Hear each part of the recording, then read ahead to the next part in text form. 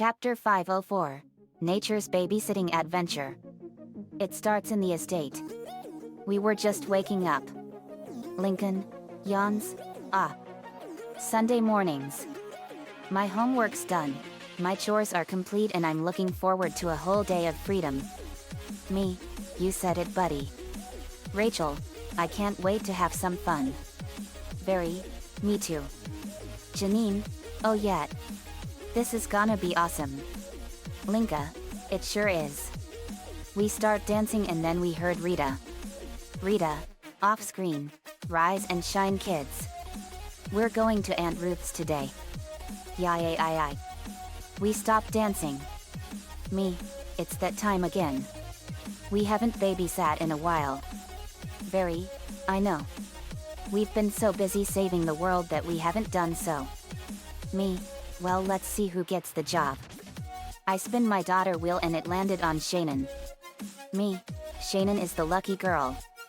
Carol, Lenny, Sam, Luan, Lynn, Shannon, Lincoln, Linka, Lily, Janine, Girl Jordan, Lucy, Lainey, Lana, Lila, Lisa, Penny, and Lily will be staying back with her.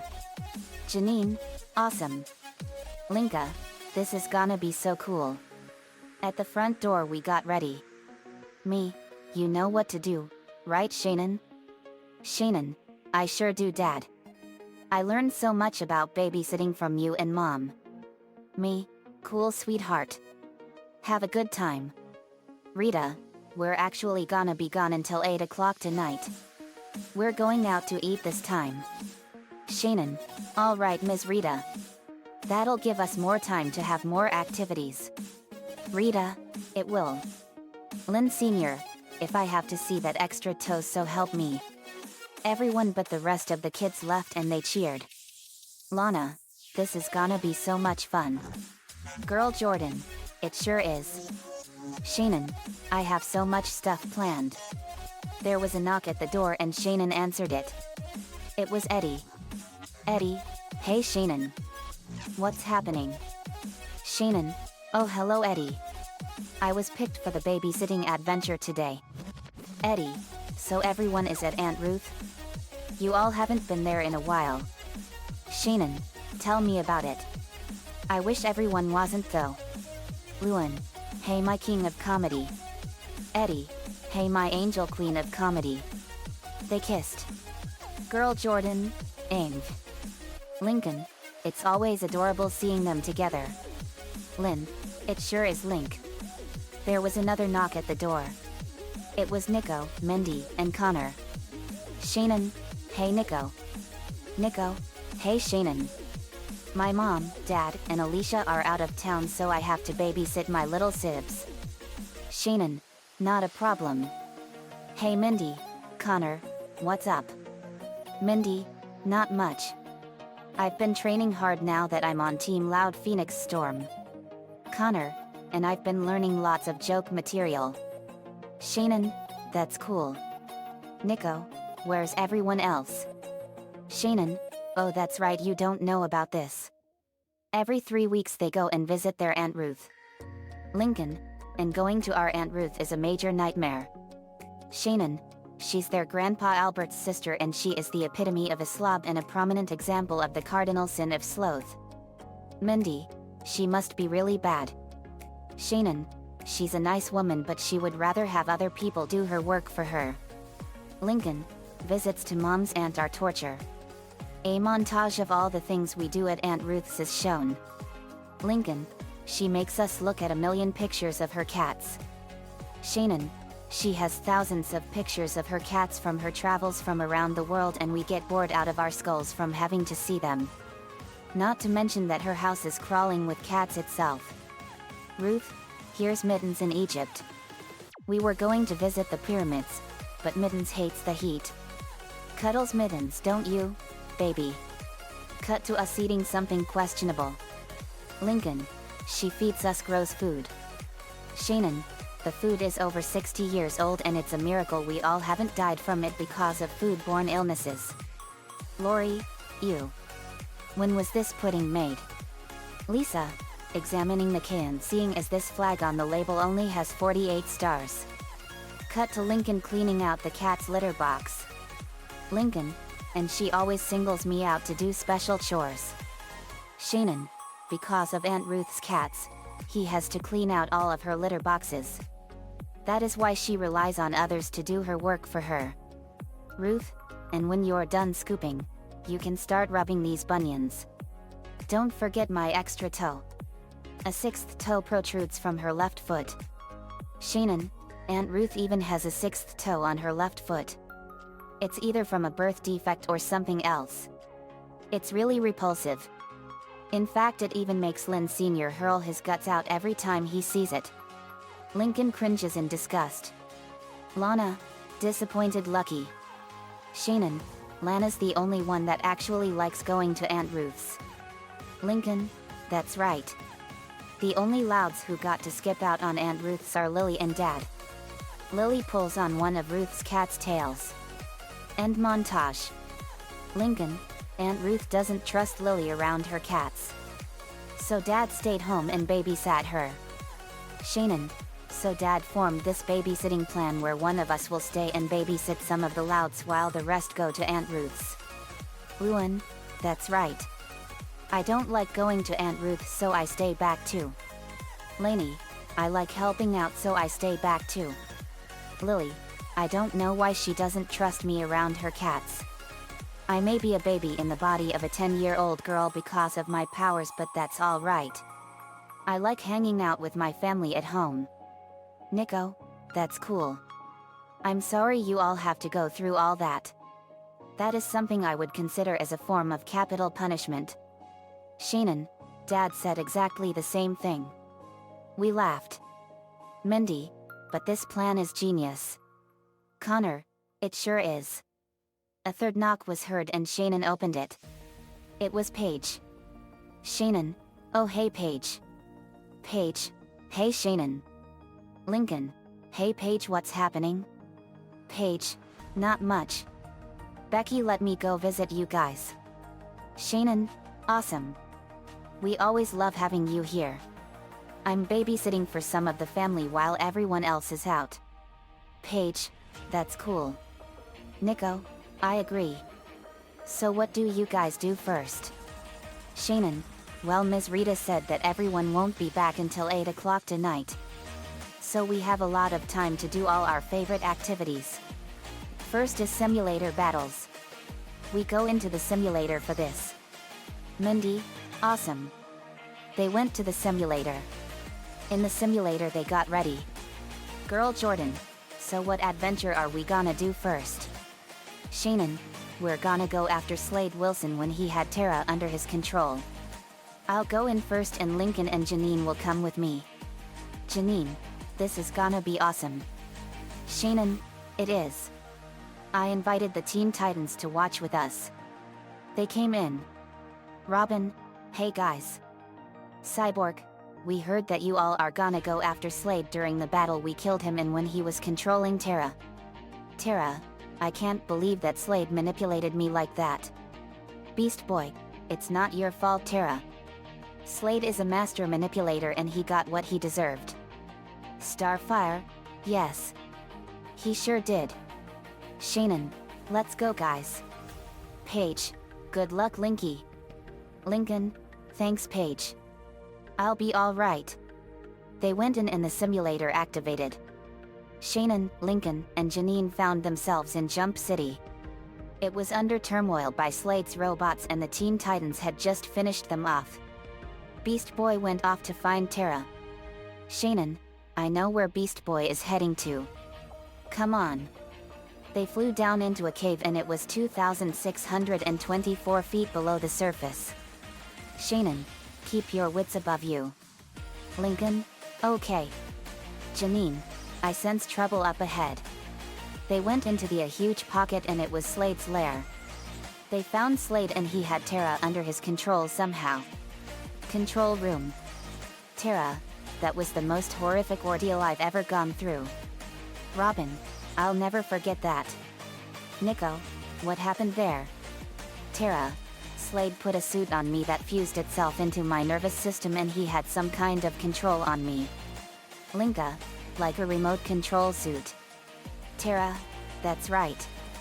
Lily, that suit is an abomination to nature. Lainey, you'll get no argument from me, Lily. Riley, same here. Simulator. Janine, that is sick. Janine and Lincoln fired a blast of lightning and it hit Slade before he could even react and electrocuted him badly. This short-circuited the suit and severed his control link to Terra. Shannon, Slade, you will pay for everything you've done. Shannon went Super Angel 10,000 Nature Fairy. Slade, impressive. You got me before I could act. Terra, you can kill them. Terra, no. Lincoln fired a blast of lightning at Terra and electrocuted her. But the lightning destroyed the suit she had on and she had bandages on her chest and black underwear. Terra, I'm free. Lincoln, lightning is far more powerful than Earth. Terra, thank you for freeing me. Now it's personal. Lincoln went Super Angel 3 and Shannon went after Slade and punched him in the face and kicked him in the stomach. Terra moved the Earth around and had Slade at a terrible disadvantage. Shannon kicked him in the back of the head and punched him in the stomach and chest and kicked him in the face. Terra threw a bunch of rocks at him. Lincoln and Janine fired a huge blast of lightning at Slade and electrocuted him badly. The other Titans arrived and they saw the savage onslaught on Slade. They saw Shannon, Lincoln, and Janine and a redeemed Terra tearing Slade apart. Lincoln flew up to Slade and fired a lightning ball at Slade and knocked him off the rock pillar and sent him falling. Terra went to see if he was dead, but she was caught off guard as Slade jumped up from the chasm and punched her in the face. He grabbed her by the bandages. She built up her power. Terra, you can't control me anymore. She released her power and in a huge explosion it killed Slade in an instant. Shannon, go to hell, Slade. Terra was exhausted. Suddenly, without warning, massive geysers of lava erupted out of the cave floor and the ground was shaking violently. Robin, Terra's power. It's triggered a volcano. Cyborg looked at his analyzer. Cyborg, big enough to take out the whole city and way too big to stop. Raven, we have to get out off here. The Titans left.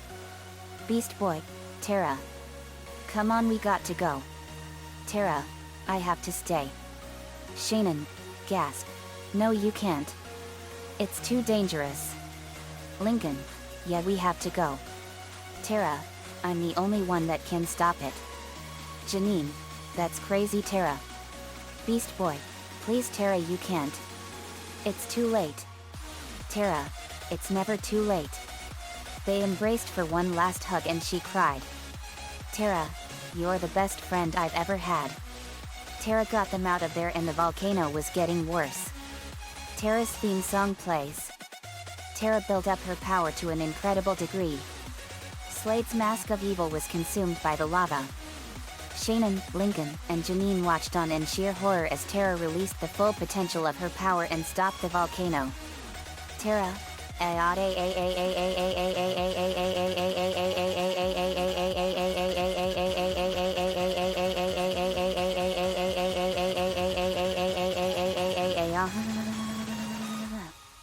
Shannon, Terra. The explosion of power she released was so powerful and so devastating that it was unbelievable. Shannon, screaming,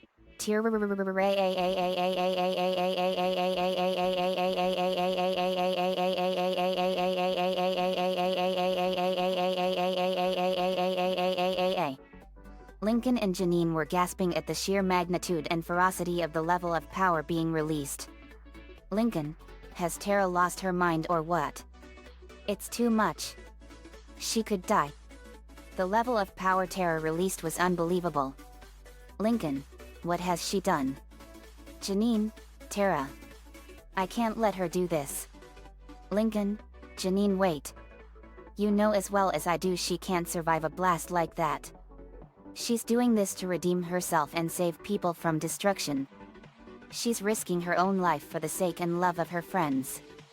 Let her finish what she started. The power of the Earth was incredible.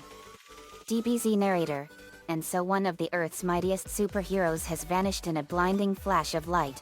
having made the ultimate sacrifice for the love and safety of her friends. Her name was Tara Markov, aka Tara, a princess, a true hero, and a brave teen titan. When the smoke cleared, Tara's power had ultimately done the trick. But with a heavy price. Tara was now a stone statue frozen in time for all eternity. Shannon, Lincoln, and Janine saw the statue, and Shannon was overtaken with grief. Janine, are you sensing what I'm sensing, Lincoln? Lincoln, yes. Tara's energy signal has completely disappeared. She's gone. She walked up to the statue and broke down crying. Shannon, crying hard, it's all my fault. It's all my fault. She punched the ground and cracked it. Lincoln, Shannon, no it's not. Shannon, I should have stopped it. Crying, I should have stopped her from doing this. Tara. Why? Why? Janine came and comforted her. Janine, I'm so sorry, Shannon. Shannon's sadness quickly turned into extreme hatred and rage. She got up and flared up her power. Shannon, Slade. This is all your fault. If you ever come back, I swear that I will kill you. I will never forgive you for any of your crimes, Slade. As long as I have my friends and loved ones by my side, I will have my revenge. Shannon had sworn to get vengeance on Slade Wilson, and she will make sure that he pays for everything he has done. He will pay far beyond the ultimate price for everything he has done. Not just to the Teen Titans, but to Tara and to the world. The Teen Titans came into the simulator. It was time for the next exercise. Shannon, we have time for 5 more exercises. Robin, this is gonna be good. Lincoln, by the way, Tara, how did you manage to get out of the statue? Tara, it was Beast Boy that did it. He kissed me on the lips and released me from it. He resurrected me. Janine, wow. That's amazing. It's the difference a kiss can make between life and death. Tara, that's right, Janine. Beast Boy, that's a very powerful saying. Robin, and very philosophical too. Argent, I agree. Shannon, let's get started. The second exercise activated and they all found themselves in the middle of a factory. Beast Boy, home sweet home. Raven, too bad Trigon and Slade are going to try and destroy everything again. Shannon sensed an all too familiar presence. She saw Slade Wilson back from the dead. Slade, it's been a long time, hasn't it, Titans? A month? A year? A millennium? Cyborg, shocked. How? How did you survive?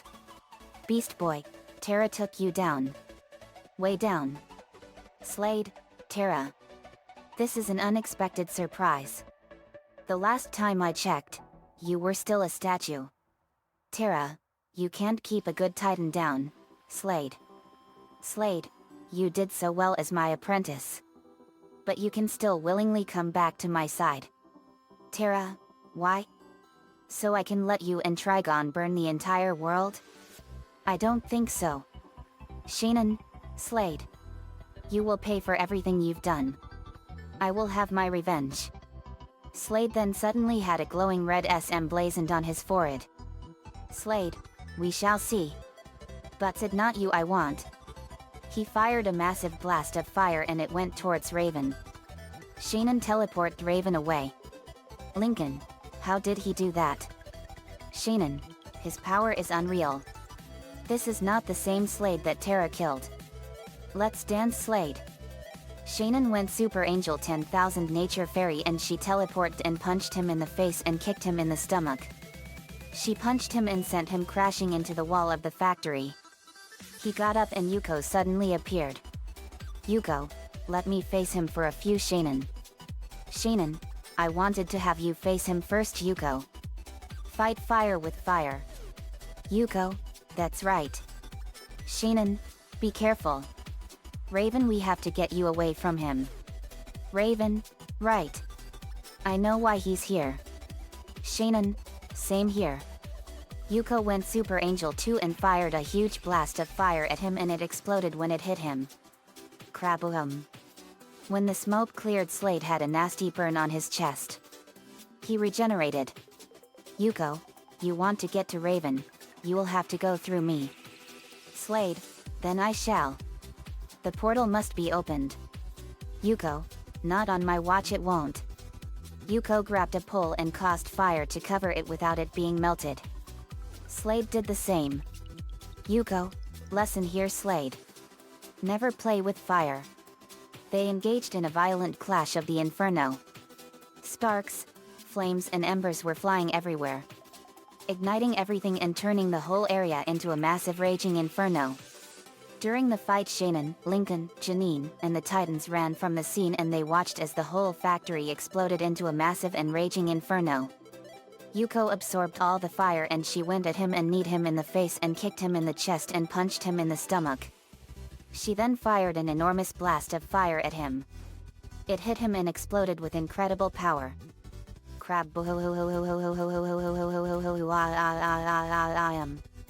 Slade arose from the flames and he was badly mangled up. He cracked all his bones back together. Yuko fired numerous fireballs at him and they hit him all over.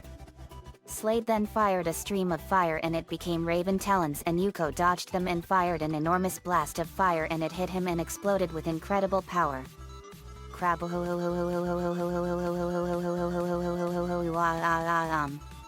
The fire was intense.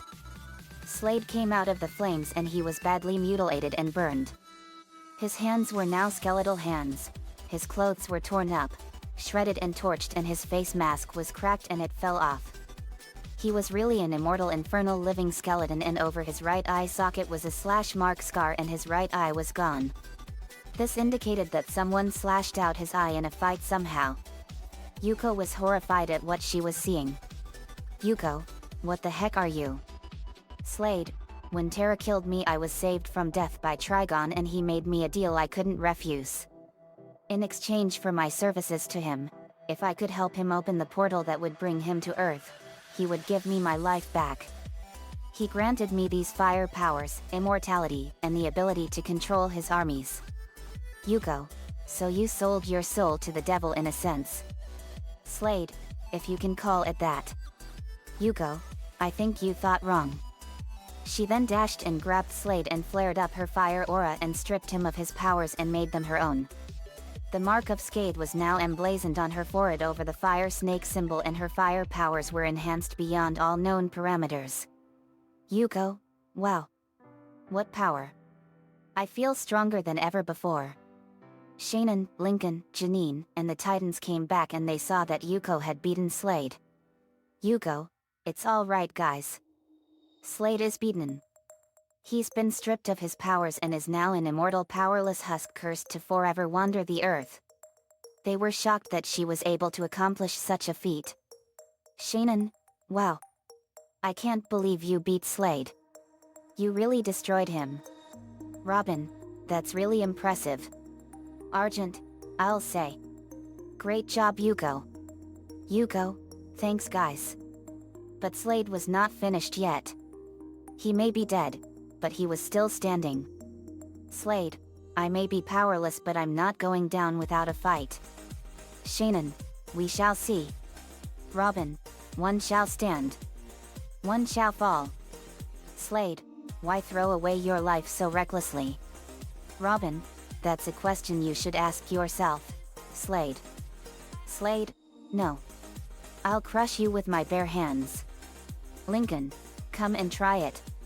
Lincoln went Super Angel 3 and they all charged at him.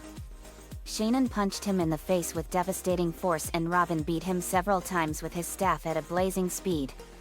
Starfire fired numerous star bolts and laser vision eyes. Blackfire did the same. Beast Boy became a Tyrannosaurus and grabbed him in his mouth and shook him around and threw him. Raven, Azeroth Metrian Zinthos. She fired a blast of dark energy at him and burned him. Cyborg blasted him with a sonic blast. Argent fired energy blasts at Slade and blew him all over the place. Lincoln and Janine fired lightning blasts at Slade and electrocuted him badly. Bumblebee fired laser blasts at him from her bee blasters while flying at incredible speed. Jinx fired purple energy blades at him and burned and slashed him. Slade fell to the ground and Kid Flash ran at a blazing speed and punched him all over the place. Argent, Raven, let's use our combo on him. Raven, you got it, Argent. Raven fired a blast of dark energy and Argent fired red energy.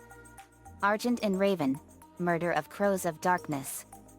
The blasts combined and turned into a massive murder of glowing crows and they bombarded Slade and hit him everywhere.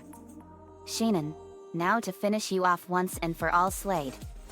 Slade, I never knew you Titans were so powerful now. Cyborg, sorry, Slade. But we got rid of you a long time ago. Your history. Sheenan, cups hands to side, this time you will forever burn in hell. K-day-day-day. Me. Hey-day-day-day-day. Me.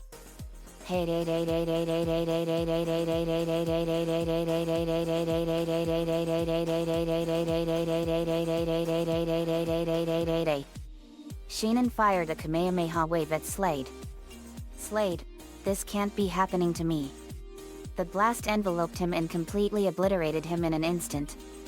The blast went up into space and vanished. Sheenan, it's over, guys.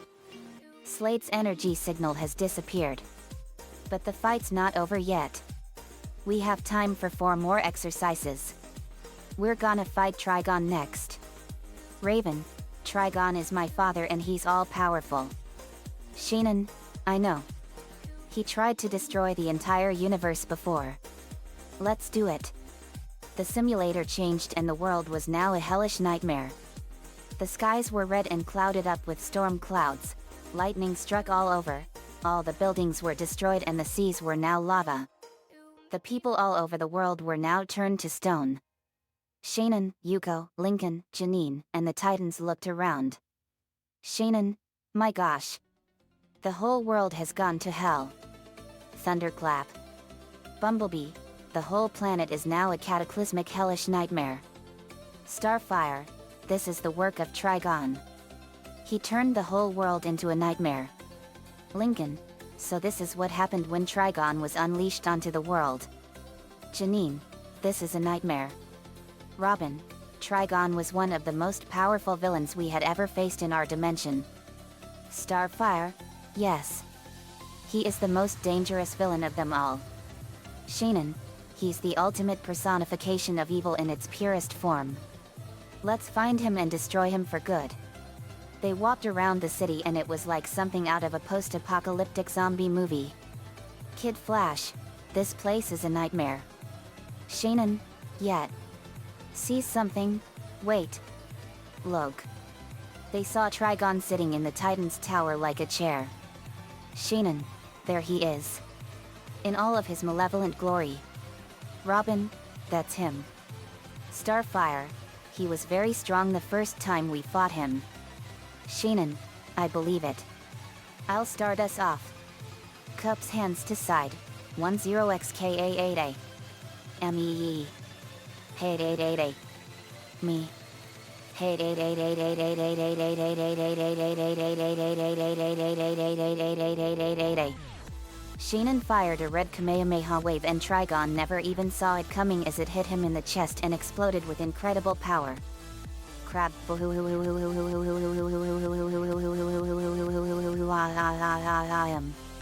He screamed and rolled in the sea of lava. Thunderclap.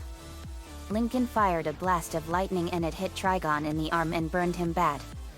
Yuko fired a massive blast of fire at him and burned him badly.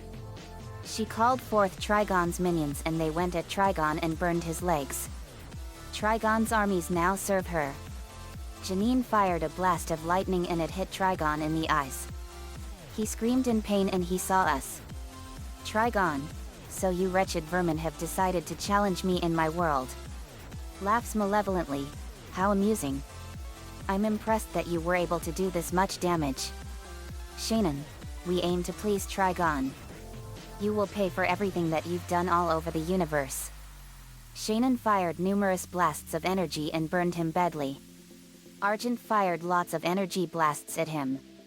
Bumblebee flew around him and fired numerous blasts at him from her blasters. Bumblebee, let's use our combo Terra. Terra, you got it.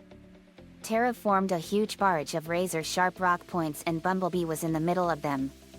Bumblebee and Terra, Sting of the Earth Wasp. They hit Trigon at a ferocious pace and wounded him badly.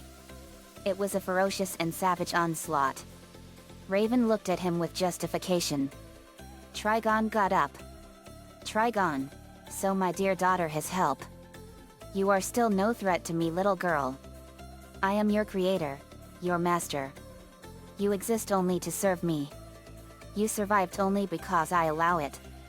What hope could a mere child have of defeating her all-powerful father? Raven, you may have created me, but you were never my father. Raven fired a white energy blast at him and Yuko fired a blast of fire and burned him.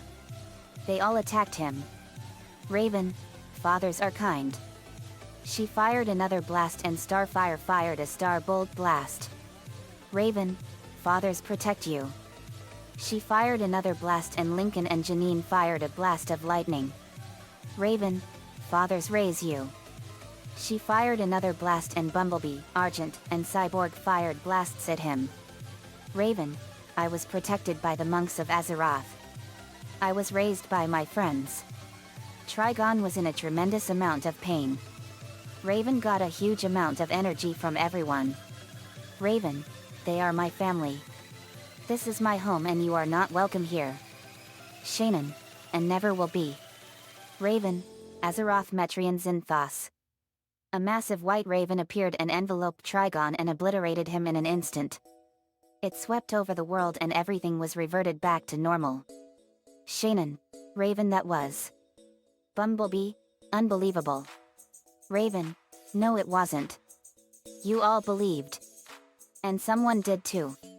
She hugged Robin. Terra, that was amazing. Raven, thanks Terra. I'm glad we're all okay. Argent, same here.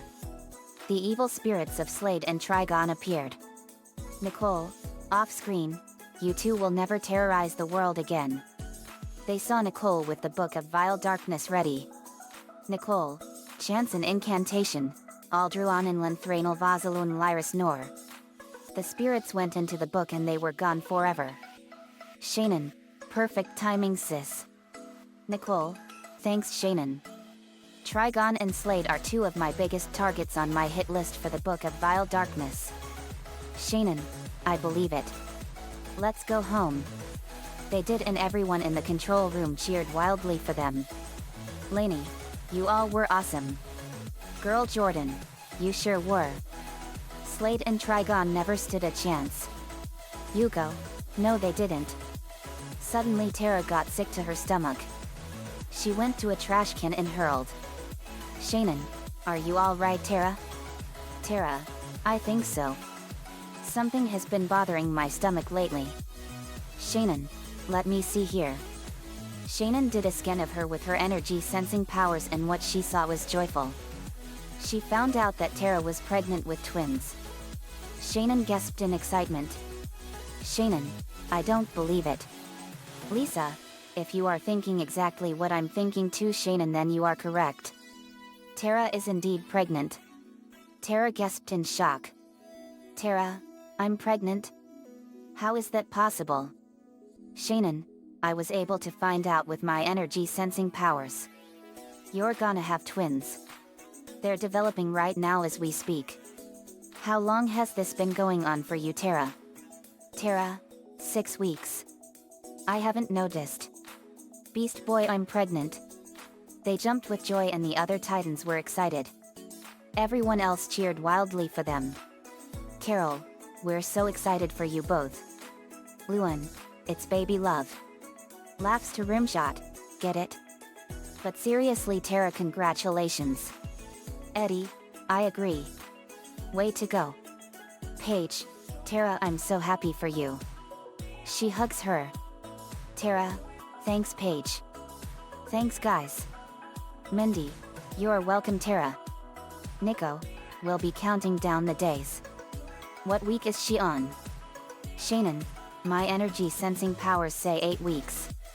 So we have 29 more weeks to go. They don't reach peak maturity until week 37. Lainey, we'll also have to go to a doctor to find out more later on. Robin, we sure will. Shannon had something for Robin. It was Slade's burned and cracked mask. Shannon, here Robin. Robin, Slade's mask? Shannon, figured you would like it as a trophy. An artifact that reminds us and you of what Slade did to everyone. Robin, thanks Shannon. Robin took the mask. Shannon, we have time for 3 more adventures. Yuko, I want to do one. Shannon, all right. I have just the adventure for you. Yuko, okay. She went into the simulator and it activated. Yuko found herself in the land of Camelot from the ancient Arthurian legend. Yuko, I'm in Camelot. I've known all the stories of Camelot since I was a little girl. But when Godzilla destroyed our planet, I forgot all about it. She walked around all of Camelot and it was a breathtaking landscape.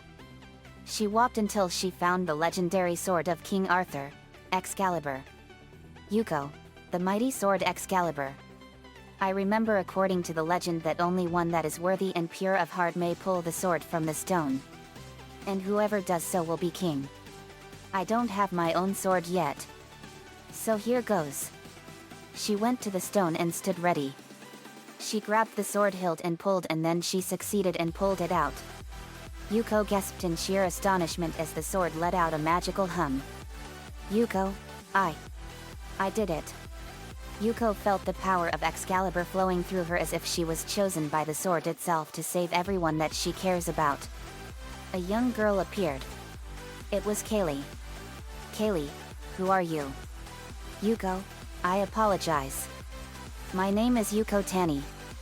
And you are? Kaylee, I'm Kaylee and I'm on a quest to become a knight for my kingdom. Yuko, it's a pleasure to meet you. I came to Camelot to get a sword because I don't have one. Kaylee, are you wanting to become a knight too? Yuko, no. I'm already a powerful and great warrior, but I don't have my own sword. Kaylee, I see. The evil Dark Knight Ruber destroyed the kingdom I came from and he wants to rule the world with the power of Excalibur. Yuko, it's a good thing I got it before he could. Maybe we can take him down together. Kaylee, I would like that Yuko. Yuko, all right. Also, this may seem strange, but I'm not from this time. I came here from the 21st century, 1,500 years into the future. Kaylee, that's a long time from now. And you certainly are from the future. I can tell because of your clothes. Yuko, I know. It's a long and complicated story. Kaylee, what year do you come from? Yuko, 2018, 1,500 years into the future. I think. I don't know what year this is. Kaylee, it's the year 495. Let's go take down this Ruber. Kaylee, okay. Let's go. They went out to find Ruber. He was attacking a small village and he was ruthlessly destroying everything and killing everyone. Ruber was a strong, muscular, evil knight with red hair and red armor, and he had fangs, indicating that he was a murderous monster hell-bent on destroying the world. He was savagely killing everyone. Yuko, so that's Ruber. Kaylee, yes. He's a ruthless knight and he killed everyone in my kingdom and killed my family because he wanted Excalibur. Yuko, that monster. They went down and confronted him. Yuko had Excalibur ready for him. Yuko, Ruber. Ruber, so you have the sword I've been after all these years. Yuko, you want Excalibur, then come and get it. Ruber ran at her and Yuko kicked him in the face and slashed his eyes. He screamed in pain as he was blinded. Yuko fired a fireball at him and it set him on fire, and he was screaming in agony as he was flailing around in pain trying to put out the flames. Yuko, you will pay for everything you've done, Ruber. She covered the blade of Excalibur in flames and slashed his whole head off, killing him instantly. Yuko, go to hell, Ruber, and stay there. Ruber's evil spirit went into the Book of Vile Darkness and he will never terrorize any of the European Dark Ages again. The simulation ended and Yuko came out and they cheered wildly for her. Yuko went 1523 into the past and she prevailed. Shannon, that was awesome. Yuko, thanks Shannon. I loved reading all about the books about Camelot and the Arthurian legend. It was all awesome until Godzilla destroyed our planet. Lincoln, that's all right Yuko. But you got to be a part of the legend.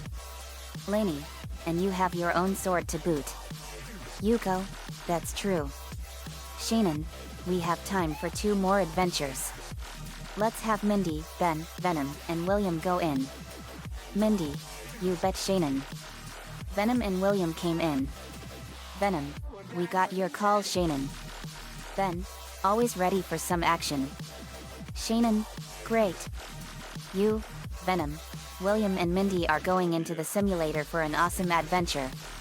Mindy, I have a feeling it's gonna be good. They went into the simulator and it activated.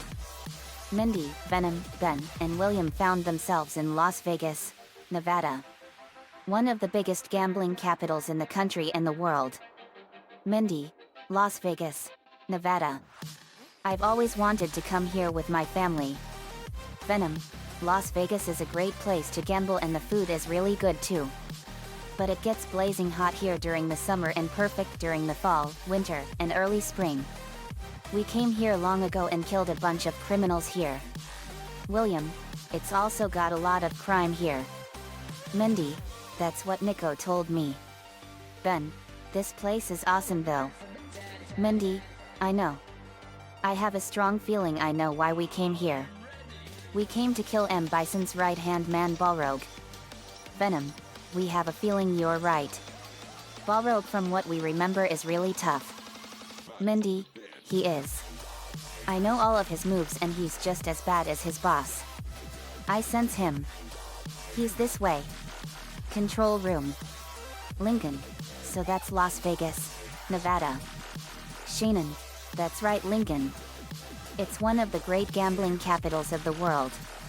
But the food is magnificent. Lainey, it sure sounds like it. Shannon, it is. Everything they make there is all from scratch and it's like manna from heaven. Lana, I bet I could win at all the machines there. Lainey, you probably could Lana. But Mesa City was a one-time shot. Lana, True. Shannon, Lori would love it though. Las Vegas has some of the best golf courses in the city. Carol, I'm sure she would. She is a great golfer. Lincoln, she is. Didn't you win a tournament, Carol? Carol, I sure did Lincoln. But that was a long time ago when we were in our junior years. It was the first ever golf tournament I've won. Girl Jordan, wow. Lana, so who is this Balrog guy? Lincoln, he's a disgraced boxer and he's also M. Bison's right-hand man and chief enforcer for Shadaloo. Rising from a childhood of poverty, Balrog was once a great boxing champion and prize fighter who fought his way from the bottom up since he could learn to brawl. Due to his somewhat cutthroat and ruthless nature gained on the streets, however, he was banned from boxing in his later career for permanently injuring his opponents and accidentally killing one, as well as his illegal maneuvers, particularly his headbutt.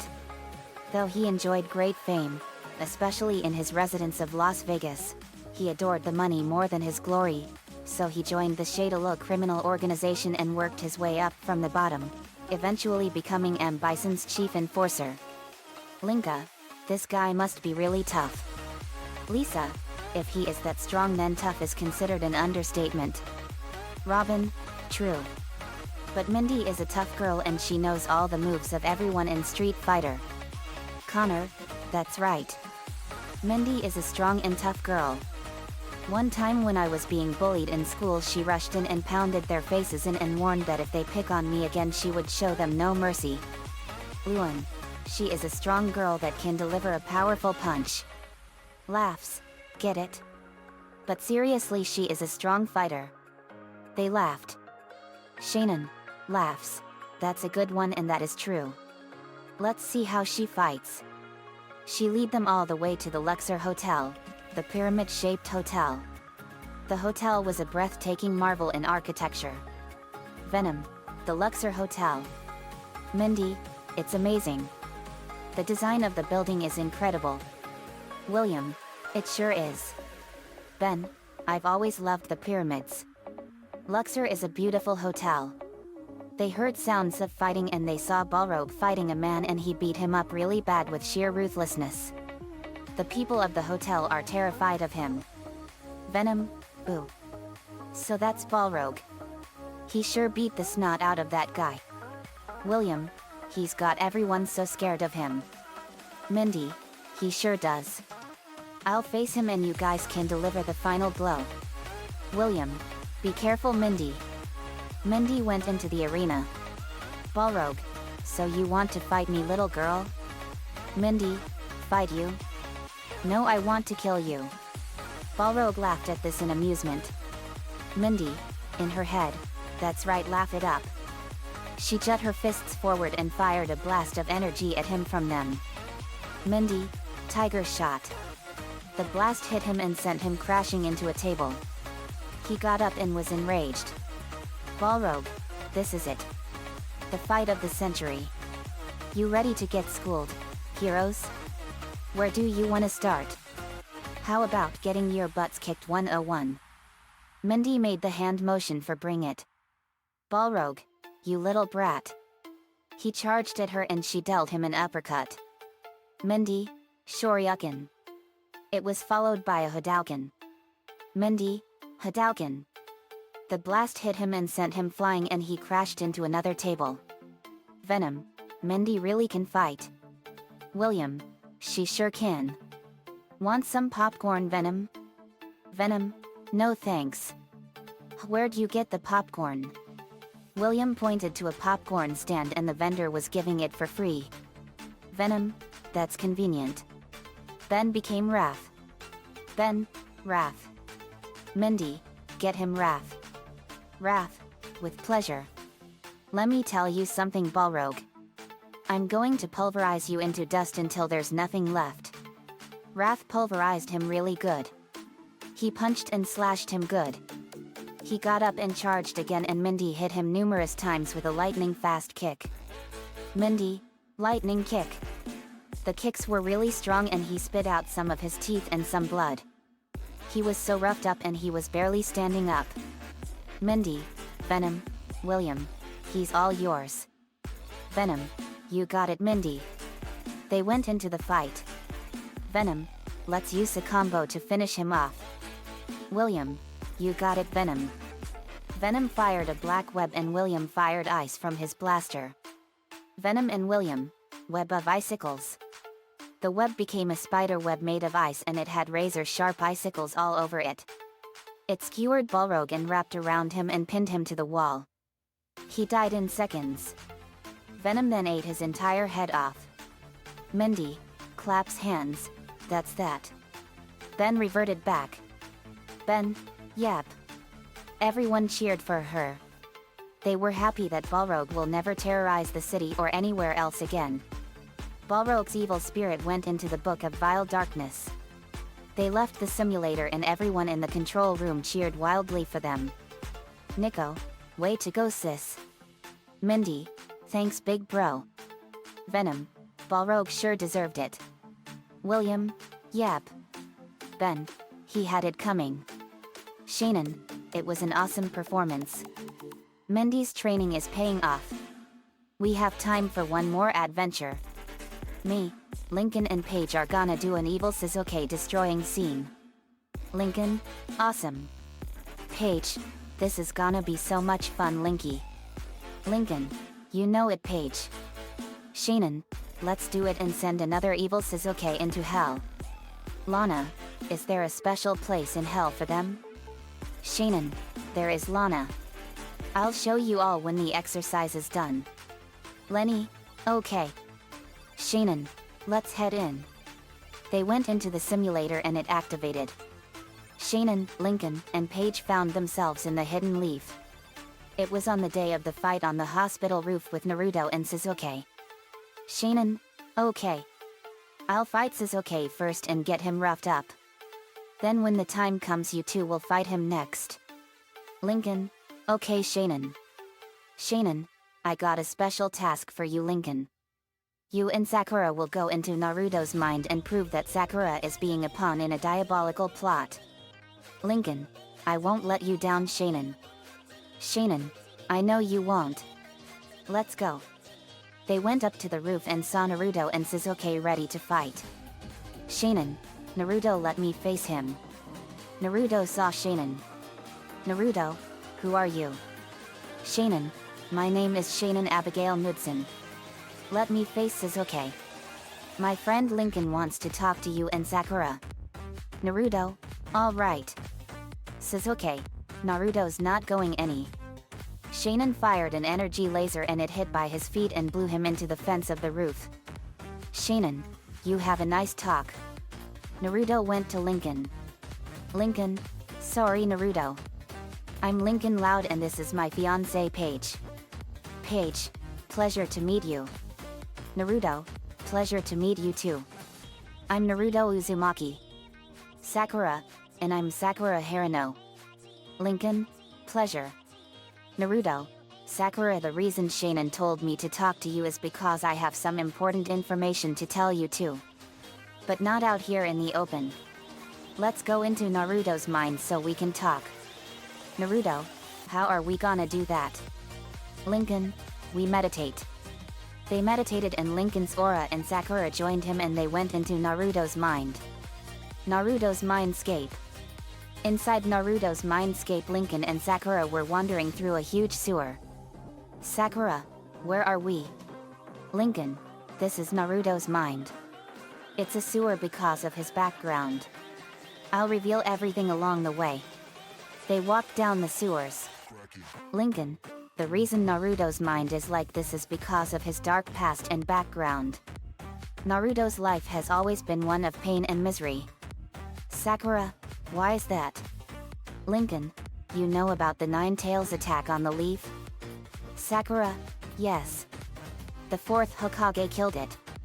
Irika taught us that. Lincoln, that was all a lie to cover up the real truth. On October 10th, the fourth Hokage fought the Nine Tails, but he couldn't kill it. He couldn't kill the beast because it's a creature made entirely out of pure chakra.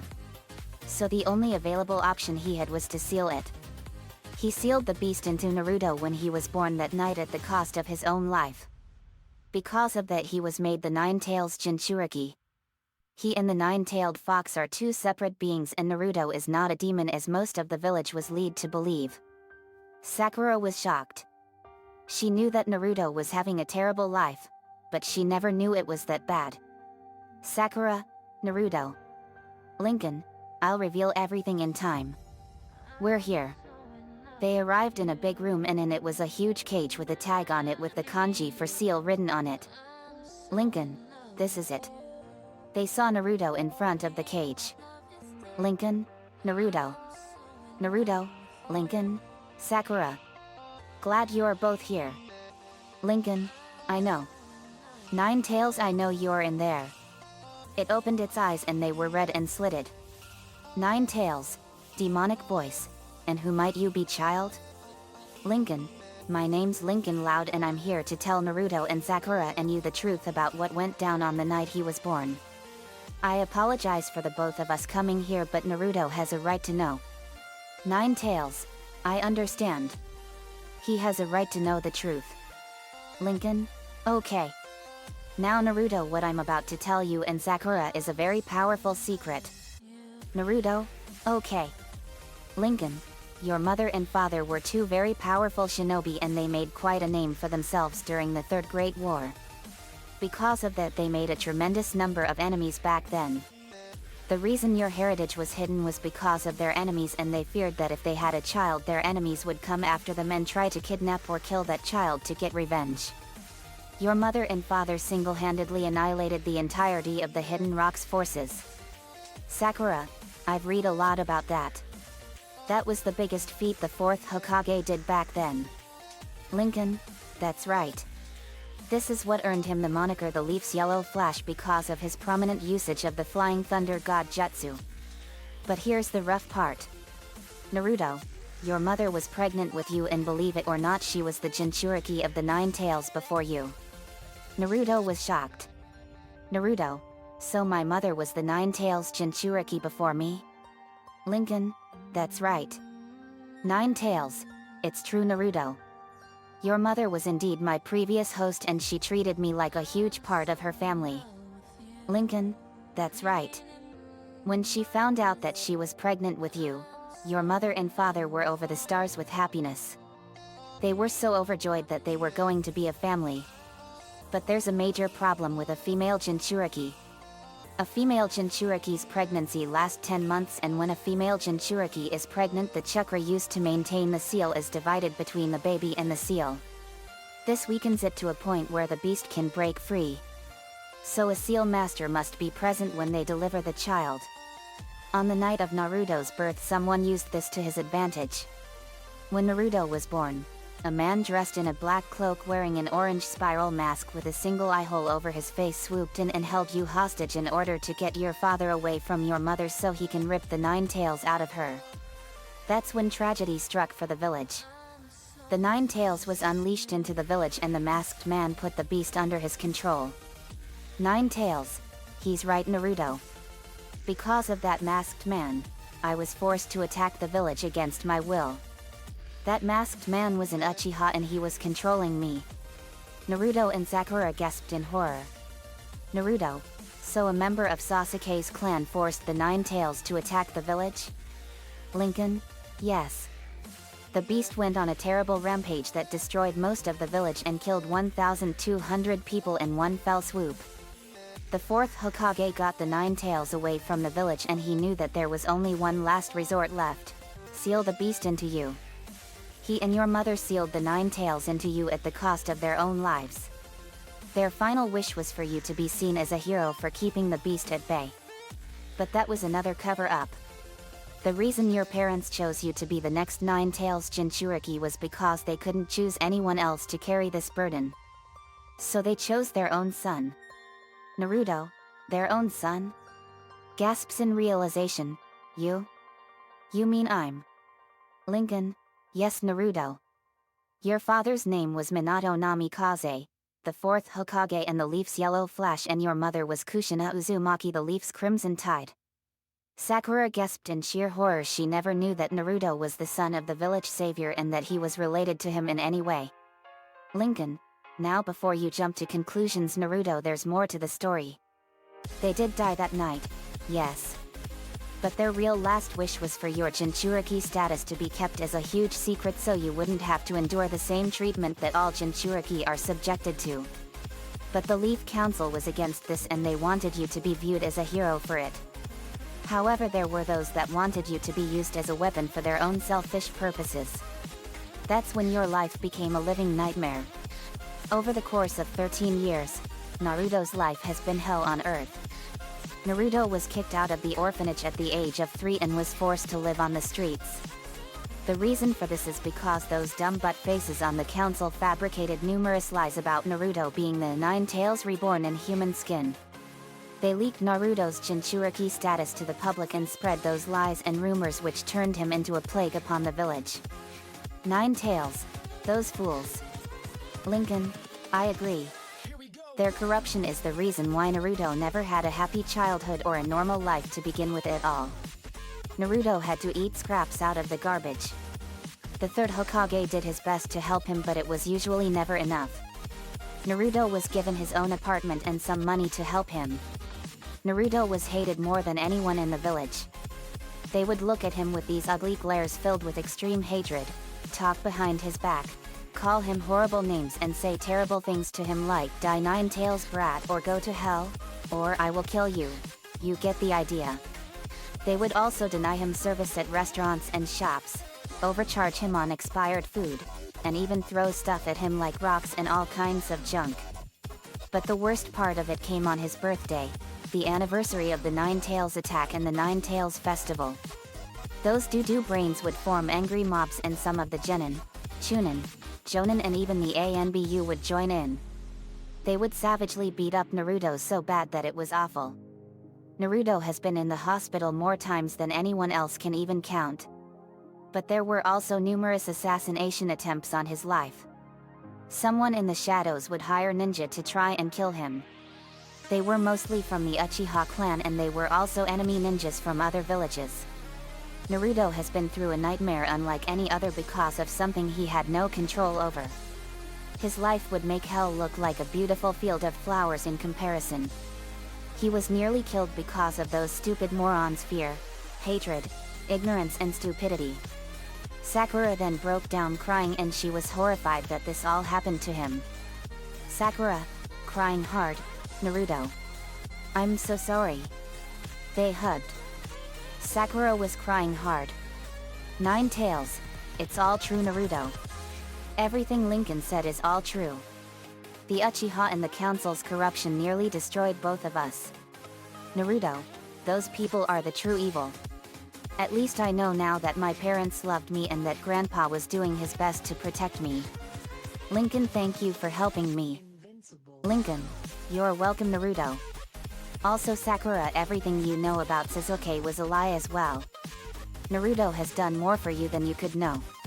Naruto is the one that saved you from those bullies back when you were younger. He saved you from Gaara's rampage during the Chunin exams and saved you from drowning in the land of tea. Sasuke just stood by and watched as he was either hurt or watching you get hurt for his own sick pleasure. All Sasuke wants is power, and his only goal in life is to kill his older brother Itachi because he killed the Uchiha in one night. He wants power so badly, and he doesn't care who to step on or kill to get what he wants. He wants things done easy. Nine Tails, it's true, child. That Uchiha is pure evil like his ancestors were back in the old days. Sakura was shocked. Everything she knew about Sasuke was an absolute lie. She then realized that her own mother poisoned her mind with lies about Sasuke so that she can marry him and get his money and power, and she tried to kill her own flesh and blood to satisfy her own greed and selfishness. Sakura, that wretched woman. She will pay for this. I will make sure that my mother... No. Rose pays for this. Nine Tails, the only exception in the Uchiha was Kushina's best friend Mikoto. She loved him like she did before the Uchiha was killed by one of their own. Naruto, I could have had a mother to begin with. Lincoln, blame Sasuke's father for that.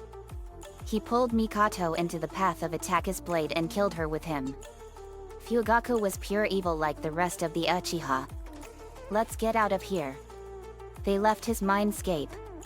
Back on the roof, Naruto, Lincoln, and Sakura woke up. Naruto, how long were we in there? Shinin, about 30 seconds. Naruto, it feels like over 2 hours. Sakura, I guess mindscape time travels faster than on the physical plane. Shinin, it's confusing, isn't it? Naruto and Sakura looked at Sasuke with incredible hate and rage. Sasuke, why are you looking at me like that? Naruto, it was because of your clan that I lost my whole family. Sakura, the Uchiha clan ruined Naruto's life, and they were the true instigators behind the Nine Tails attack on the village. Your clan nearly killed me and Naruto. I will never forgive you for everything you've done. Naruto, your clan took everything from me. I could have had a mother, but your stupid father got in the way and killed her. And now I will make sure that there are no more Uchiha. Ever. Shinin, we both will. Sasuke, Uchiha, you and your clan will pay for everything. Shinin flared up her aura and dashed. She kicked him in the face with devastating force and sent him crashing through the fence of the roof, and he went flying and crashed through the face of the third Hokage on the Hokage mountain and crashed into a wall in a cave. Sasuke was holding his face in pain and he was lying on the ground screaming. Shinin teleported to Sasuke. Shinin, in her head, I think I'll screw around with his mind. Out loud, just look at you. Lying on the ground after one little punch. You're pathetic.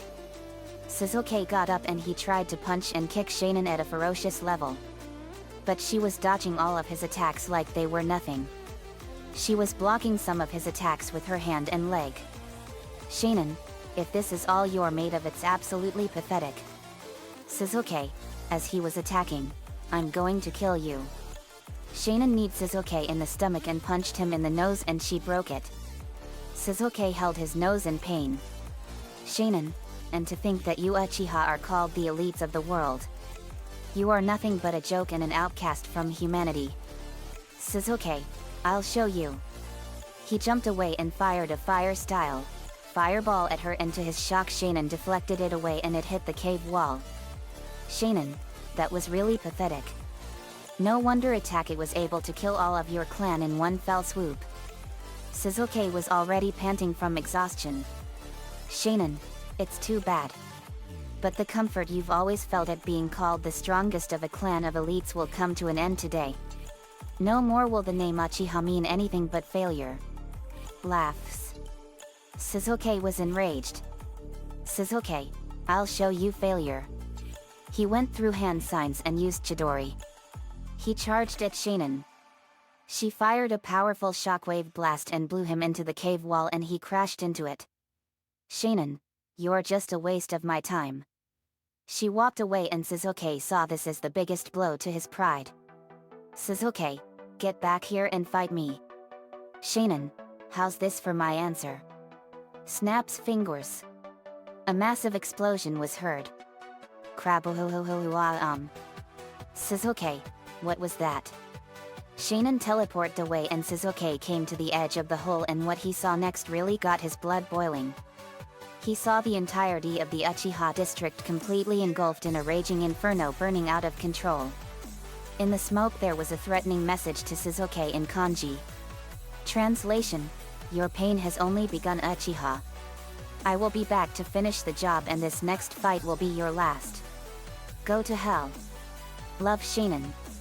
Shizuke read the message and he was enraged. Shanan took everything from him and now she is gonna pay for it. But the ANBU came and he was arrested.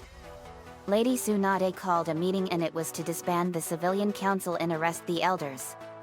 Plus it was to determine whether Shizuke was loyal to the village or not. The simulator fast-forwarded to when a team was assembled to go bring Shizuke back to the village so he can face the chopping block.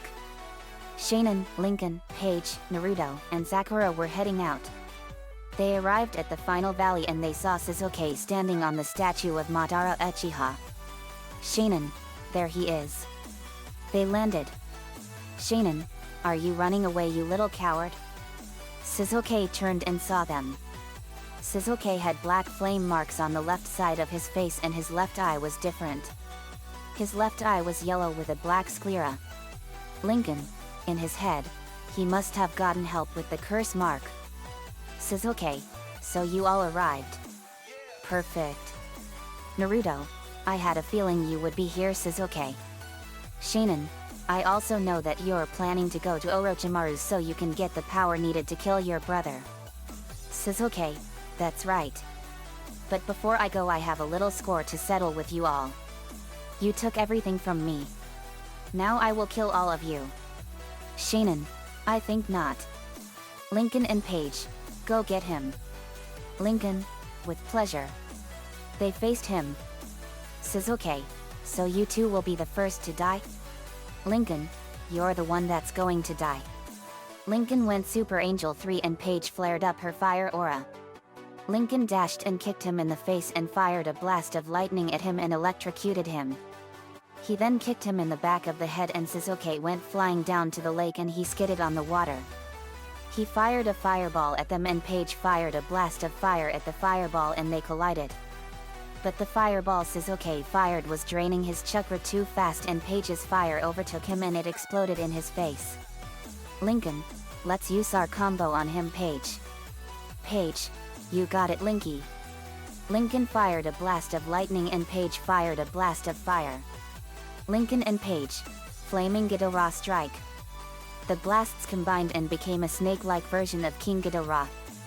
Think of King Ghidorah from the third part of the Godzilla anime trilogy. It flew down to Shizuke and he never saw it coming as it grabbed him in its maw and he was being bombarded with fire and lightning at an unprecedented level. After what seemed like forever, Shizuke was on the surface of the water and he was badly burned all over and his body was twitching with electricity. Naruto formed a raised nan and slammed it into Sasuke's back. Sasuke screamed in agony and Sakura punched him in the face and kicked him in the back of the head. Shanan swooped in and unsheathed her sword. Shanan, you and your clan will never be welcome here. She then skewered him right through his chest with her sword and it went all the way through his black heart and went all the way out through his back. He belched up a huge amount of blood and he only had seconds left to live. Shanan, remember this when you're in hell, Sasuke. Censored. Happens. She pulled the sword out and he died in an instant. Shanan fired an energy blast and vaporized him instantly. Shanan, that's it for him. Naruto, goodbye Sasuke and burn in hell. Sakura, never again. Lincoln, I hope he finds suffering for all eternity enjoyable. Paige, yep. Shanan, yep. The exercise ended and they left the simulator and everyone cheered wildly. Lainey, that was awesome. Lily, it sure was. He sure got what was coming to him. Shanan, that's for sure. Anyway, let me show you all where the evil Sasukes we killed are now. She snapped her fingers and they were in Earth's hell. It was actually an endless field of golden flowers and it had a pink tree in the distance. The sky, however, looked like water. It's Dragon Ball Super's hell that Frieza was in. Shanan, this is hell. Everyone else was skeptical. Lana, this is hell? It looks more like heaven. Shanan, that was my first reaction too. But this is hell. If there's one thing all bad guys despise above all others, it's things that are adorable, cuddly, beautiful, and joyful like flowers, teddy bears, and things that cute little girls would like. Lana, oh. Lisa, that does sound very plausible. Villains usually hate everything and this qualifies. Eddie, this is a girly hell. Luan, it sure is beautiful though. Lincoln, yet. It is. Shanan, the evil Sasukes are in that tree. Points to a tree. They went to the tree and it was a beautiful tree. They saw teddy bears, angels and fairies frolic and sing lots of songs. Hanging in the tree was a bunch of cocoons stuck together, and in the cocoons they saw the faces of a bunch of evil Sasukes we killed over the course of 2 years. Shanan, here they are. They flew up to them and the evil Sasukes all saw Shanan and crew. Shanan, well well. How the mighty Uchiha elites have fallen. Lincoln counted them. Lincoln, 1, 2, 3, 4. Whoa. We killed 12 of them? Lily, it would appear so. Lynn, I find this to be a form of poetic justice. This is perfect for them because these Sasukes are pure evil to the core. Luan, and they sure got a burial in a garden. Laughs to rimshot, get it? They all laughed at Luan's joke and at the evil Sasukes. Shanan, laughs, that was a good one Luan. Lincoln, these dirt faces got what was coming to them. Lainey, they sure did. Evil Sasuke 1, I will make sure that you all die a horrible death when we get out of here. Evil Sasuke 2, you will pay. Evil Sasuke 3, I'll kill all of you. Then the angels of hell came. With them was a Gamble Bunny fairy and they were playing adorable songs and more. They were frolicking and having all kinds of fun and they loved torturing the evil Sasukes with love, flowers, songs, and more. They tortured them to the brink as Shanan and crew laughed at them. They left and were back home. Eddie, laughs. That was too funny. That was a great sense of poetic justice. Luan, laughs. It sure was Eddie. It was justifying. Laughs to rimshot, get it? They laughed again. Carol, that was a good one. Lenny, I don't get it. Shanan, you'll figure it out Lenny. Watch beeps, time for our next activity. Let's go sing songs. They cheered. In Luna's room they got ready. Shanan, okay, who wants to go first? Lynn, I do. I have a great song. But let's do it in my gym. We're gonna do a parkour game to my favorite sports song by Jock Jams. Are you all ready for this? Lincoln, cool. Shanan, all right. Let's do it. They went to Lynn's gym wearing gym clothes and she set up a massive parkour obstacle course and it was a major death-defying one. Shannon, oh this is gonna be awesome. Lana, count me in. Lynn, let's rock. The song began and they went onto the course and they were dodging many obstacles, bouncing off walls, weaving, crawling, jumping, and running through many obstacles, jumping through fiery hoops, climbing over pits of molten lava, walls, swinging on ropes and more. They did this for 20 minutes and were sweating like pigs. Lincoln, that was awesome. Lainey, it sure was. I don't think I've ever gotten that much exercise before. Shannon, you're telling me. Anna likes to work out a lot because she's a sports master. Anna came by. She was in her track clothes and dripping with sweat. She splashed herself with water. Anna, that's right sis. Great workout though. Lily, you're telling me. Shannon, let's shower up before we do anything else. Lincoln, good idea. They did so and went back to Luna's room. Shannon, okay. That was fun. Anyone got any more songs? Lincoln, I got one. It's Green Sleeves. Shannon, that's one of Nate Tiley's favorites. It's a popular Celtic ballad about the life of Henry VIII back in the 16th century. Lana, that's an interesting song. I heard Nate Tiley sing it and it was cool. Lucy, I heard it too. It was an interesting one. Paige, go for it Lincoln. The song began and the room turned into the interior of the famous Windsor Castle in England. Home of the Tudors. Lincoln, singing divinely. Alas, my love, you do me wrong. To cast me off discourteously. For I have loved you well and long. Delighting in your company. Green Sleeves was all my joy. Green Sleeves was my delight. Green Sleeves was my heart of gold. And who but my lady Green Sleeves? Your vows you've broken, like my heart. Oh, why did you so enrapture me? Now I remain in a world apart. But my heart remains in captivity. I have been ready at your hand. To grant whatever you would crave. I have both wagered life and land. Your love and goodwill for to have. If you intend thus to disdain, it does the more enrapture me. And even so, I still remain a lover in captivity.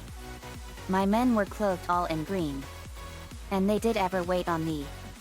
All this was gallant to be seen, and yet thou wouldst not love me. Thou couldst desire no earthly thing, but still thou hadst it readily. Thy music still to play and sing, and yet thou wouldst not love me. Well, I will pray to God on high, that thou my constancy mayst see, and that yet once before I die, thou wilt vouchsafe to love me. Ah, Green Sleeves, now farewell, adieu. To God I pray to prosper thee, for I am still thy lover true. Come once again and love me. The song showed them the inside of Windsor Castle and it was breathtaking. It was loaded with 500 years worth of history. When the song was done they cheered wildly. Lana, that was awesome big bro. Lisa, indeed. It was quite a magnificent performance. Lincoln, thanks guys. Shannon, you're welcome. Carol, I have a song. I'm gonna do Blurrar by the Icelandic band Sigur Rós.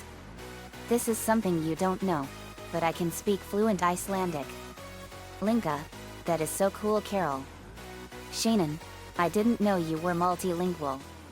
Carol, it's a talent. It took me 6 years to learn the whole Icelandic language. Lainey, this I got to see. Vince came in. Vince, hey guys. Shannon, oh hey Vince. Vince, sorry to come in like this, but I couldn't help but listen in. I want to hear this too. Carol, sure Vincey. The more the merrier. Vince, okay. The song began and the room turned into the beauty of the landscape of Iceland and the northern lights graced the skies. Carol, singing divinely in Icelandic. Asana leghun list aftan a. Over an ago underban. Asana leg hun skrar aften a. Over an a fjallanu gengur. Asana leg hun stigur tilgerer. Asana leg hun rifer innen frat. F han sa. Skrif unum fa. Avna funum blam. Og getur eki tulla. Ea orstanum svala. Nu missum v Haken. Og neden klujifum v Klaken. Og nuna finium v alien a New York. Og breast urs com. Og nuna missum v Taki. Og nuna dedum a Baki. Ace Narizan danum au hungum a blurry. Asana leg au svifa opena. Asana leg au ilja v ha. Asana leg I tinjaske fi number. Asana leg mi loku agun. F han sja. Skrifunum fa. Nifunum blat. Ichi get eki tulla. Ea orstanum svala. Flustum vaau. Neden cliffum vaau.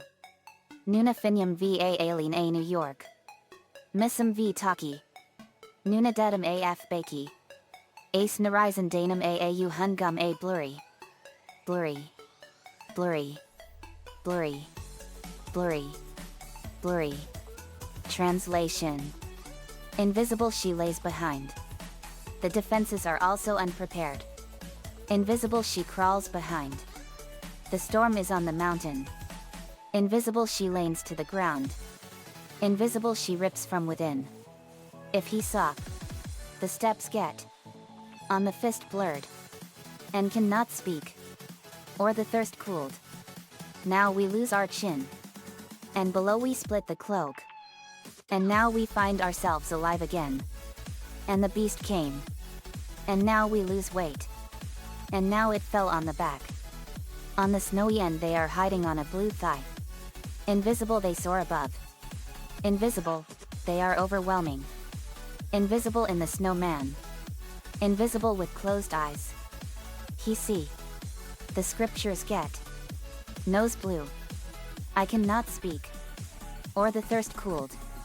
Listen to them. Below we climb them. Now we find ourselves alive again. Sorry, please. Now it's falling off the back. On the snowy end they are hiding on a blue thigh. The balance. The balance. The balance. The balance. The balance. The beauty of Iceland was amazing. There were lots of volcanoes, glaciers, waterfalls, hot springs, and the scenery was amazing. Miles away at Aunt Ruth's house we heard Carol singing. Me, is that Carol singing? Lori, it sure is, and she literally has a magnificent voice. Lola, what language is that she's singing? Luna, I know that language, dudes. That's Icelandic. She's singing a song from the Icelandic band Sigur Rós. Ruth, I know that band. They are amazing, Luna. Iceland is a beautiful place. Lynn Sr., we were there, Ruth. Ruth, oh that's right. Albert told me. Very, Carol sure has a beautiful voice. Rachel, she sure does. It's magical. I didn't know she could sing in Icelandic. Lori, me neither, Rachel. I think this is a hidden talent. Me, it might be. Lynn Sr. saw Ruth's sixth toe and he went to the garbage can and hurled. When the song ended they cheered wildly. Shannon, that was awesome. Carol, you sang that song really well. Vince, that was amazing, Carol. I didn't know you could sing so divinely. Carol, it's a hidden talent. Vince, it's not a hidden talent anymore. They kissed. Lainey, I have a song for you all. It's Orinoco Flow by Enya. Shannon, that's a great song. I love that song. The song began and the room changed into the beauty of the jungles of Venezuela and they were in front of the tallest waterfall in the world, Angel Falls. At 3,212 feet high it is the tallest waterfall known in the world. Lainey, singing divinely. Let me sail, let me sail. Let the Orinoco flow. Let me reach, let me beach. On the shores of Tripoli. Let me sail, let me sail. Let me crash upon your shore. Let me reach. Let me beach. Far beyond the yellow sea. Day, day, day, day, day, day, day, day, day, day. Sail away, sail away, sail away X4. From Bissau to Palau, in the shade of Avalon. From Fiji to Tiri in the Isles of Ebony. From Peru to Cebu, hear the power of Babylon. From Bali to Cali, far beneath the Coral Sea. Day, day, day, day, day, day, day, day, day, day. Turn it up, turn it up, turn it up, up, adieu, oh. Turn it up, turn it up, turn it up, adieu, oh. Turn it up, turn it up, turn it up, adieu, oh. Sail away, sail away, sail away X4. From the north to the south. Ebuday into Khartoum. From the deep sea of clouds. To the island of the moon. Carry me on the waves. To the lands I've never been. Carry me on the waves. To the lands I've never seen. We can sail, we can sail. With the Orinoco flow. We can sail, sail away, sail away, sail away. We can steer, we can near. With Rob Dickens at the wheel. We can sigh, say goodbye. Ross and his dependency. We can sail, sail away, sail away, sail away. As the song played, it showed beautiful scenery of some of the most beautiful islands and places in the world.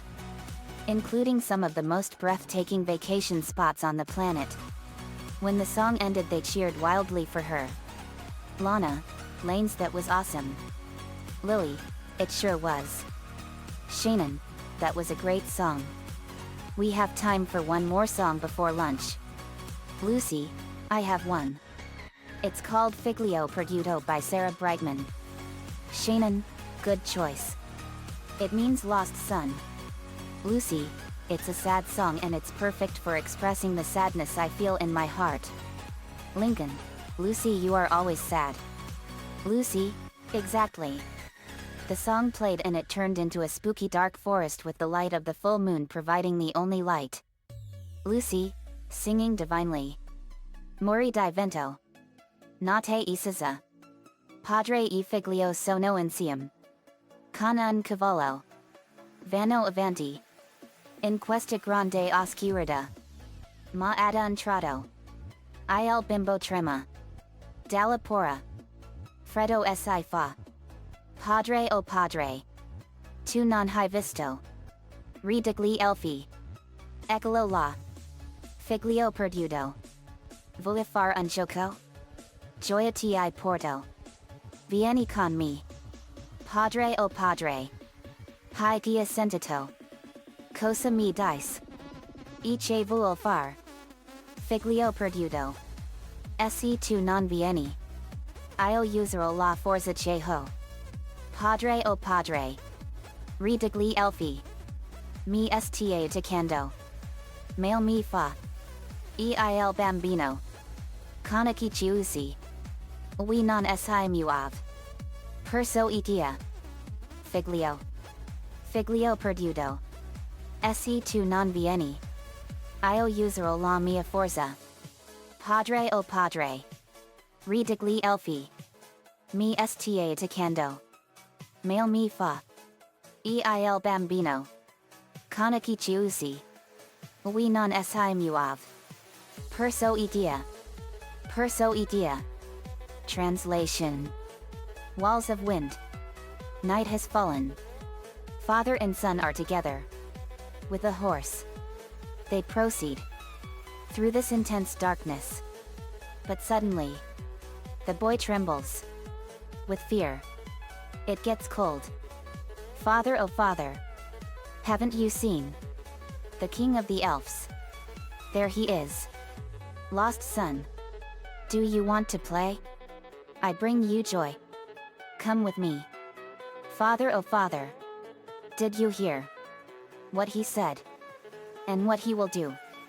Lost son. If you don't come with me, I will use the power that I have. Father, oh father. the king of the elves, is touching me. He hurts me. And the boy, eyes closed. He doesn't move. He's already lost. Son. Lost son. If you don't come with me, I will use my power. The forest was one of pure darkness and misery. When it was done, they cheered wildly. Lincoln, Lucy, that was awesome. Lynn, it sure was loose. Lucy, thanks guys. But no amount of cheering can make me happy. Shannon, except for causing bad guys' heads to roll. Lucy, that's true. Shannon, time for lunch guys. In the dining room they were deciding what to eat. Shannon, okay, what sounds good for lunch? Lily, well, how about chili dogs? Everyone agreed. Shannon, chili dogs it is. You like them Coney Island style? Lainey, never had Coney Island. Shannon, Coney Island chili dogs are the best. They are the most popular kind of chili dogs in the world. Lisa, correct. They are very succulent and delicious. Drools. Lana, where's Coney Island? Shannon, it's a very famous and popular amusement park over in New York and it's got the best rides and the best food. Lana, sounds almost as fun as Dairyland. Lincoln, it sure does. Paige, yet. Shannon got to work on cooking the meal and she cooked lots of wieners and got hot dog buns and a big pot of yummy chili.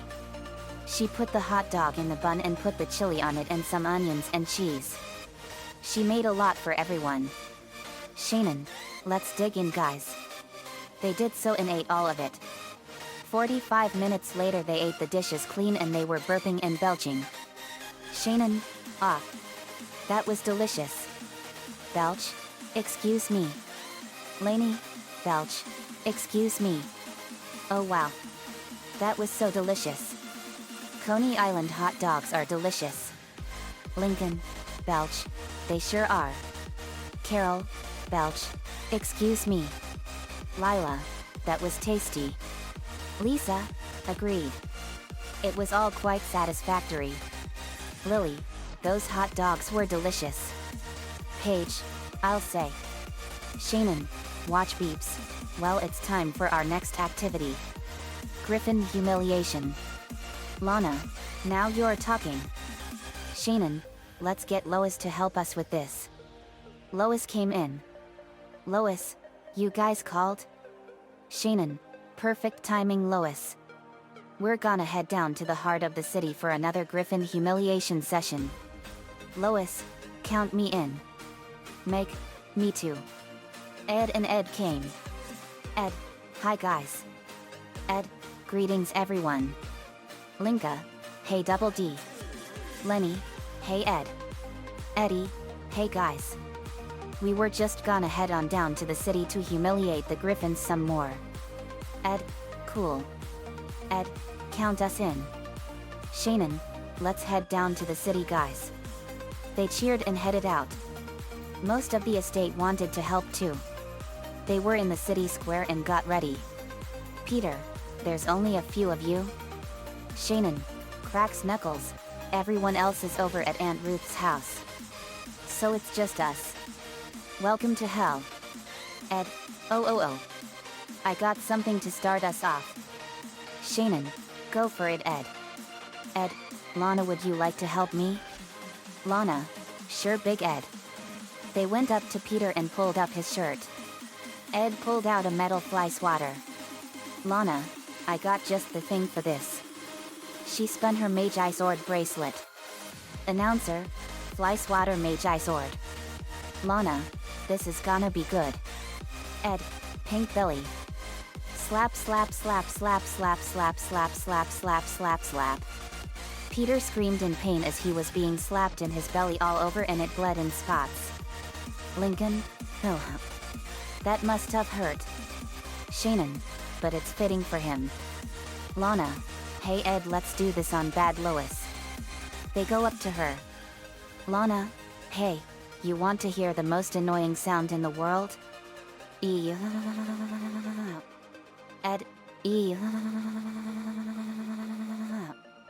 They were laughing their heads off and rolling on the floor laughing hard.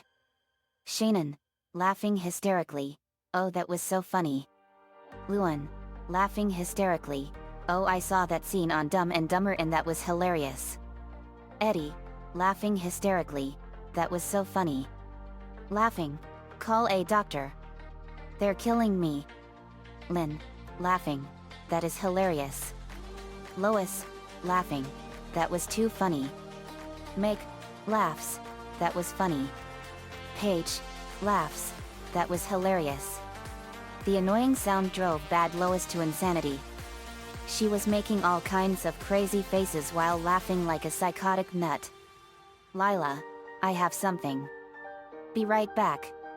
Lila ran all the way to a local bait shop. Bait shop owner, oh hello Lila. Lila, hello Mr. Johns. She paid for a can of live worms. Lana, what's with the worms sis? Are you still hungry? Lila, nope. These are for Peter. Lana, oh I get it. Lana got up on Peter's head and held his mouth open. Lila then spread her wings and flew up to him and poured them all into his mouth. Peter swallowed them and his stomach was churning. Peter, uh-oh. Lana, he's gonna blow. Lila turned his head to Bad Lois and he projectile vomited all over her. Peter, please. He got vomit all over Bad Lois and she threw up too. They were laughing at them. Shannon, that was awesome. Lana, thanks Shannon. Nice one sis. Lila, thanks.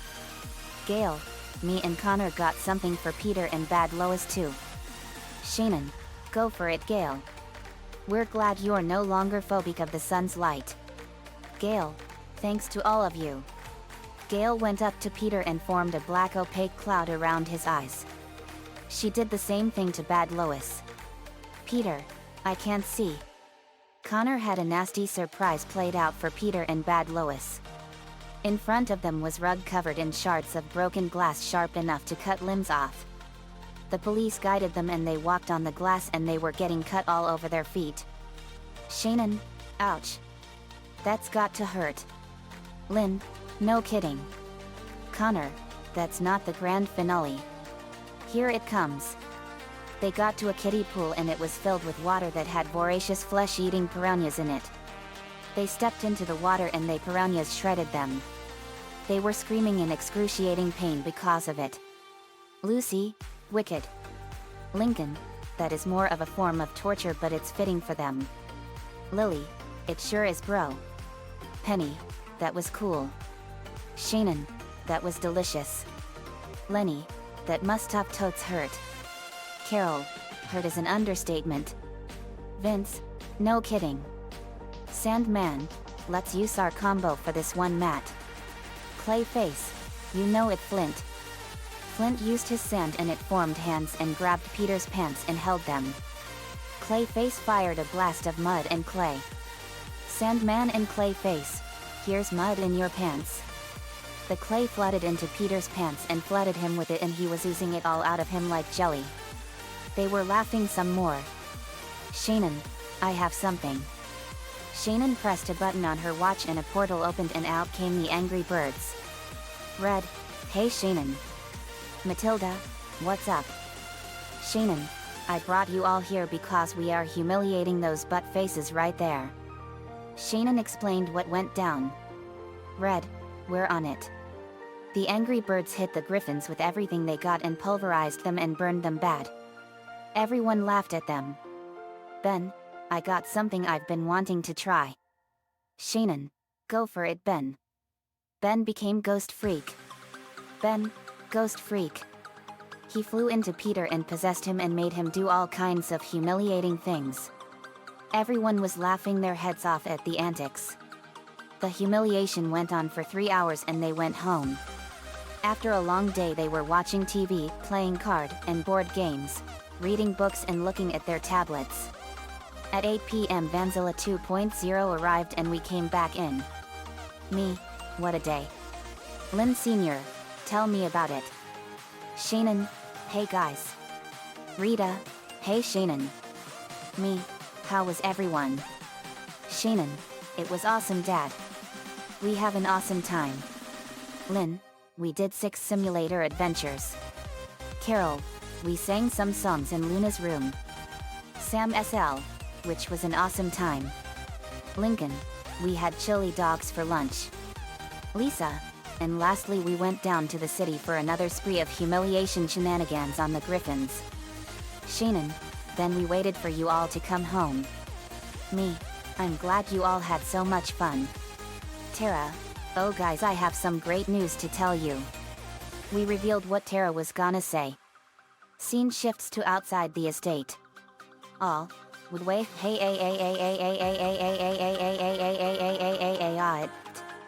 Lori, are you serious, Tara? You are literally pregnant? Luna, and with twins? Shannon, I sensed 2 more energy signals inside Tara and discovered that she was pregnant. Lisa confirmed it and we have 29 more weeks to go. Lisa, that's correct. Tara is indeed pregnant with twins. Lily, it's gonna be so awesome for her. She and Beast Boy are gonna be a family. Beast Boy, being a family has always been a major dream of mine ever since I became a Teen Titan. Lynn Sr., well, I'm happy for you both. Rita, this is gonna be awesome. Shannon, we're gonna have to go to the doctor later on to get a due date and find out the gender of the twins. Me, good idea. Carol, we'll be counting down the days. Vince, we sure will. Jared, this babysitting adventure was fun for all of you and it was the most surprising one of all. Shannon, it sure was big, bro. Lincoln, I'll say. Raven, we had a really fun one. Linka, we sure did. It was an awesome one. The end. Another fanfiction complete. This babysitting adventure was the best one of the all. I wanted to extend it a little bit and include more activities. I haven't done a babysitting or a humiliation in a while. So I figured why not combine the 2 together and kill 2 birds with 1 stone. Nico-chan 11 gave me the ideas for this one. Thanks for that, man, as usual. He also gave me the idea for the quest for Camelot Simulation. That movie was awesome, but it was a total box office bomb. It was awesome. It's a shame it wasn't a success. I saw Tara do the ultimate sacrifice on Teen Titans and that was a sad and hugely heroic part in that show back in 2004 and that was a gut-wrenching sight. She made the ultimate sacrifice to save the city from total destruction. I added the Dragon Ball Z narrator to provide excitement. Let me know what you all think. See you all next time. Quest for Camelot is owned by Frederick Du Chow and Warner Brothers Studios.